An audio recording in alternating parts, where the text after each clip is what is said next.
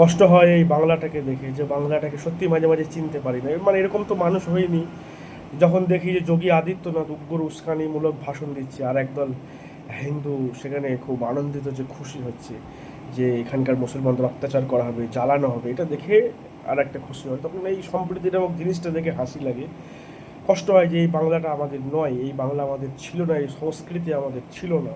এবার আসি কথায়, যে যোগী আদিত্যনাথ যখন এই কথাগুলোকে বলছিল যে আমি উত্তরপ্রদেশের রাস্তায় নামাজ পড়া বন্ধ করে দিয়েছি, এখানকার জন্য বাংলার জন্য এরকম কাজ চালু হবে, বুল্ডোজার কালচার চালু হবে।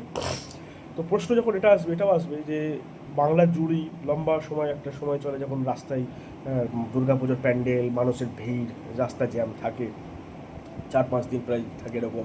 বিভিন্ন পুজোর সময় তো রাস্তাগুলো থাকে, বিভিন্ন এলাকায় বিভিন্ন যে পুজোগুলো আছে থাকে এরকম জ্যাম। তো সত্যি কথা বলতে এগুলোতে রাগ করা বা গালিগালাজ করা, এগুলো কিছু বলা ঠিক হবে না আমাদের। ইসলাম, আমি যদি মনে করি যে আমার ক্ষমতা আছে, এবারে ইসলামের হুকুম যেটা শোনায় সেটা, যে সেখানে যে আমি বাধা দিতে যাব এরকম না, যে আমাকে ইসলাম সমর্থন করে না যে আমি তাদেরকে, তাদের ধর্মের কালচার তারা পালন করবে। ইসলাম কারোর ধর্মের ওপর অধিকার হস্তক্ষেপ করে না যে ভাই তুমি এটা করতে পারবে না, ইসলামে এটা হুকুম নেই। কিন্তু এগুলো তোমার মানে এগুলো বলানো হয় না হিন্দুদেরকে, যার কারণে তারা উগ্র হয়ে ওঠে।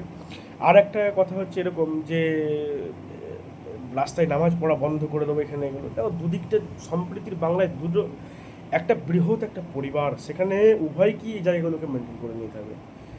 যে কারি উস্কানিমূলক কথায় নেচে গেলাম দিয়ে এটা নয় যে আমি পালন করবো তুমি পালন করতে পারবে, এটা হচ্ছে নোংরা মানসিকতার পরিচয়।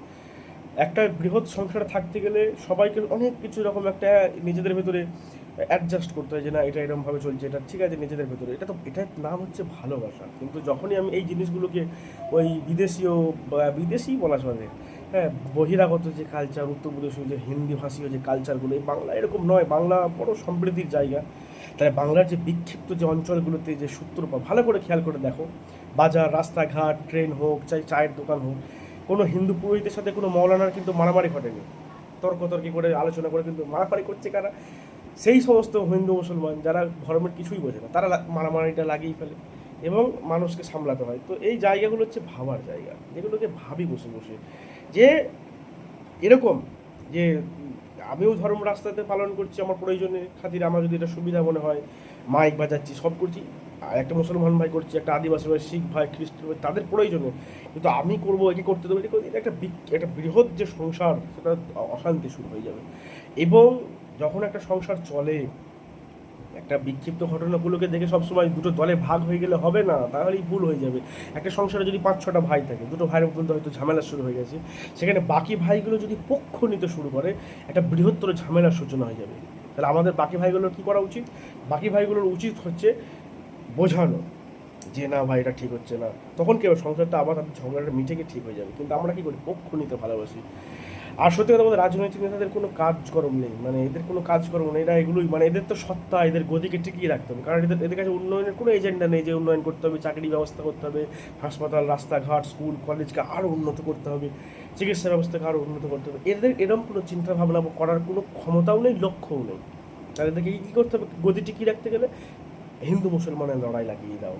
এবার আমার মনে হয় না যে কোনো মানে বাঙালি কালচার বা মুসলিম, হিন্দু মুসলিম কালচারে একে অপরকে মারবো, এরকম কোনো কালচার নেই। এই যে নেতাদের ভুল বোঝাবুঝিতে তুমি নিচে প্রান্তিক বাংলার যে খেয়ালগুলোকে করে দেখো, জমি জায়গা চাষের বিষয়গুলোতে হোক, যেখানে চাষি ভাইরা হিন্দু মুসলমান একসাথে চাষ করছে, বাস আনন্দ আছে। গদি টেকা থেকে এই জায়গায় যে লড়াইটা তৈরি করে দেওয়া, বিষটা ঢুকিয়ে দেওয়া, যখন ভেতরে বিষ ঢুকে যাবে না, ধর্মের যে উস্কানিমূলক উগ্রতাবাদীর যে বিষগুলো, তখন নিজের ভাইয়ের শ্বাসটুকু, নিঃশ্বাসটুকু পছন্দ হবে না। অথচ এতে আমার বিরাট কিছু ক্ষতি হয়ে যাবে না, কিন্তু তখন ওটা ভালো লাগবে না, তখন তার ছায়াটাও ভালো লাগবে না, তখন তার সাথে মারামারি করতেই মন চাইবে। ঠিক এই বিষগুলো থেকে আমাদেরকে এড়িয়ে আসতে হবে, বোধগম্য তৈরি হতে। এই বাংলাটা আমাদের নয়, একসাথে জায়গাগুলোকে রুখে দিয়ে দাঁড়াতে হবে। এটা হচ্ছে সম্প্রীতির জায়গা, এটা হচ্ছে বাঙালি কালচার। এই কালচারের সাথে উত্তরপ্রদেশ, মধ্যপ্রদেশ বা ভারতের আর অন্য কোনো রাজ্যের কালচার মেলে না। তবে এই জায়গাটা হচ্ছে বোঝার জায়গা, যে কেউ কোনো ধর্ম হস্তক্ষেপ না করি, নিজের মতো করে পালন করুক। যার এখানে আমার তো বলার অধিকার নেই যে ভাই জোর করে কোনো কাউকে কিছু চাপিয়ে দেওয়া যাবে না। যার যেটা ভালো লাগবে তাকে সেই জায়গাটা করতে দিতে হবে। তো এই জায়গাটা হচ্ছে বিষয়বস্তু, যে এইগুলো এই যে উগ্রতা যেন বিশ্বাসী হয়ে যায়, তাহলে সম্প্রীতিটা নষ্ট হয়ে যাবে আস্তে আস্তে। তো এই জায়গাগুলো থেকে আমরা নিজেদেরকে বাঁচাই, সরকারের এই উগ্র উস্কানিমূলক জায়গা থেকে নিজেদেরকে সরিয়ে, বিষগুলো যেগুলো খাওয়াচ্ছে এগুলো থেকে দূরে সরাই এবং নিজেদের ভিতরে ভ্রাতৃত্ব বোধকে গড়ে তুলি। এবং কেউ, আমি আবারও বলছি যে কিন্তু ধর্ম আমাদের মুসলিম সম্পর্কে যে বিজেপি নেতারা যে বক্তব্যটা দেয় মোটেই ইসলাম সেরকম নয়।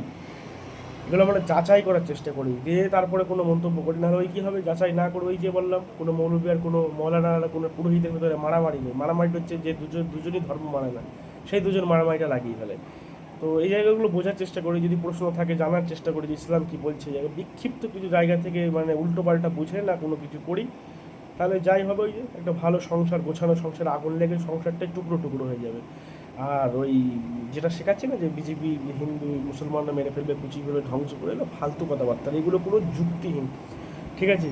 আর এই যে আজকে যারা খুশি হচ্ছে যে নামাজ পড়ানোর বিষয়গুলো নিয়ে যে বন্ধ করে দেবো, আমি সেই বাংলাটাকে চিনি বা জানতাম বা এখনও হয়তো জানি যে আমার যদি কোনো হিন্দু বন্ধুর বাড়িতে যাই বেড়াতে, আমার একটা বিশ্বাস বন্ধুগুলোর প্রতি, এবং আমি যদি বলি যে আমি নামাজ পড়বো, তো তারা এত সুন্দর ব্যবস্থা, এত ভক্তির সাথে ব্যবস্থা করে দেবে, এরপর আমার হিন্দু বন্ধুদের প্রতি আমার বিশ্বাস আছে এইগুলোতে। অতএব আবার হ্যাঁ, এগুলো করার সময় এরকমও ভাষা আছে যে একে একে আমাদের দায়িত্ব পড়েছে নাকি হ্যাঁ সম্প্রীতি রক্ষা করা, দুদিক থেকেই এরকম কথা আছে। দেখো বাস্তব জিনিস হচ্ছে এটা, যে এগুলো যারা যারা করে সব মানে মানে বিকৃত রুচি তাদের হয়ে গেছে, বিকৃত চিন্তাধারা। যেমন একদল হিন্দু এরকম আছে যারা মুসলমানদেরকে মোল্লা, কাঠমোল্লা, আরও নোংরা ভাষায় গালিগালাজ করে। এরকম যখন দীর্ঘ সময় হতে থাকবে, প্রতিবাদ আন্দোলন চলতে থাকবে, লড়াই লেগে যাবে, এই জায়গাগুলো থেকে বিরত হয়ে আসি না। একে না কোনো মুসলমান কোনো হিন্দু ভাইকে গালি দেবে, না কোনো হিন্দু ভাই মুসলমানকে গালি দেবে। প্রশ্ন অভিযোগ থাকতে পারে, সেগুলোর জায়গায় থাক। অতএব এই জায়গাগুলোকে বোঝার চেষ্টা করি, বাংলাটা আমাদের, কোনো রাজনৈতিক নেতাদের নয়। এই বাংলাটাকে রক্ষা করার চেষ্টা করি, এই বাংলার সম্প্রীতিকে বজায় রাখার চেষ্টা করি। নেতারা কখনো মারা যাবে না লড়াই করে, অশান্তি করে, মারা পড়বো আমরা, হ্যাঁ ধ্বংস হয়ে যাবো আমরা, শেষ হয়ে যাবো আমরা, খেটে খাওয়া মানুষ, প্রান্তিক মানুষগুলো, শহুরে বাবুরা বা ধনী বাবুদের কোনো ক্ষতি হবে না। রিক্সা ভ্যান রিক্সা টানা ভ্যানওয়ালা, হ্যাঁ ফেরিওয়ালা, চাষি ভাই, শ্রমিক ভাই, এরা কষ্ট পাবে, এরা শেষ হয়ে যাবে। তো এরা এদের এদের মানে এরা ক্ষতির মুখে ফেলে যাবে। ওই যারা ওই উপরের মহলে বসে থাকে, এরা এগুলো পছন্দ করে। ওই গ্ল্যাডিয়েটর রোমের যুদ্ধের মতো, যে নিচের তলার মানুষদের, প্রান্তিক মানুষদের, আমরা নিচের তলার মানুষই চোখে বলা হয়, কথাটা শুনতে খারাপ লাগে, ওরা ওই চোখেই দেখে, যদি লড়াই লাগিয়ে তারা আনন্দ পায়, উপভোগ করে। এই জায়গাটা আমরা রুখে দাঁড়াই, প্রতিবাদ করি।